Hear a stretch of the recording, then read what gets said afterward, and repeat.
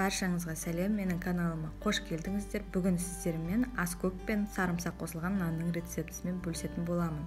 Нанымыз өте жұмсақ әрі пышный болып шығады. Міндетті түрде жасап көріңіздер. Бізге жылы сүт, ұн, қант, тұз, өсімдік майы, ашытқы және де аскөк пен сарымсақ қажет. Толық мөлшері описание бөлігінде көрсететін боламын.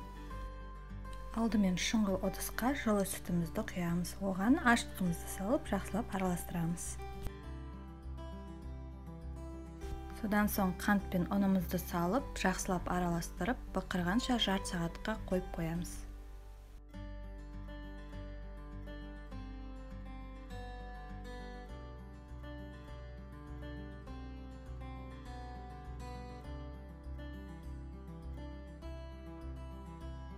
Жарты сағат уақыт өтті. Енді тұз бен өсімдік майын қосып араластырып аламыз.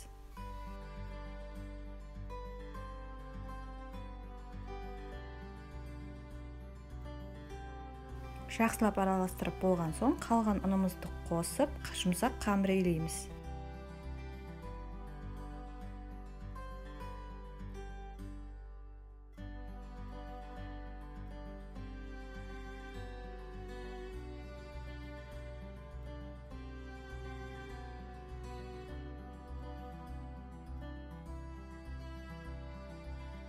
Жақсылап илеп аламыз, содан соң жарты сағатқа қамырымыз көтерілгенше қойып қоямыз. Қамырымыз көтерілгенше сарымсақ пен аскөгімізді дайындап аламыз. Майдалап туралған аскөкті өсімдік майына қосып, содан соң сарымсақты үгіткіштен өткізіп, осы массамызға қосатын боламыз.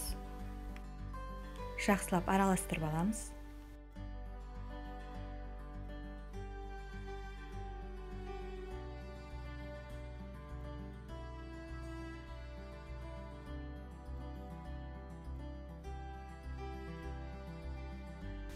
Жарты сағат өтті, қамырымызды жақсылап илеп, 1/8 немесе 7 бөлікке бөлетін боламыз.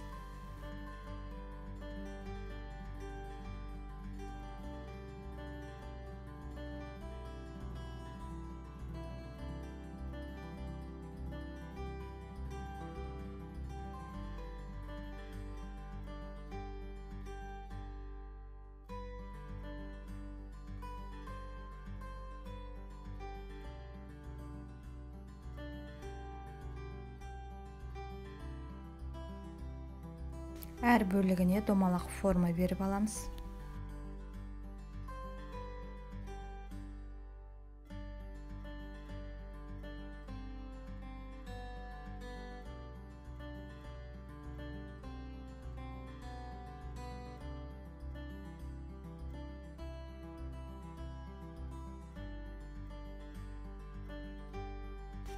Әр бөлігін видеода көрсетілгендей аскөк пен сарымсаққа аунатып, формамызға саламыз.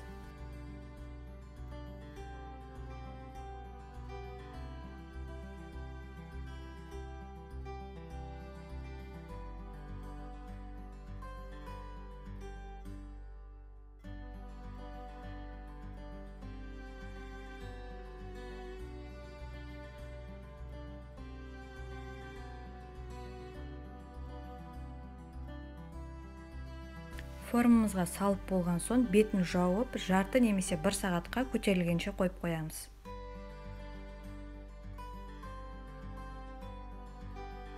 Пешімізді қыздырып, 210 градуста 30-35 минут шамасында пісіреміз. Біздің сарымсақ пен аскөк қосылған нанымыз дайын, өте дәмді нан, міндетті түрде жасап көріңіздер. Сіздермен бірге болған Лаура.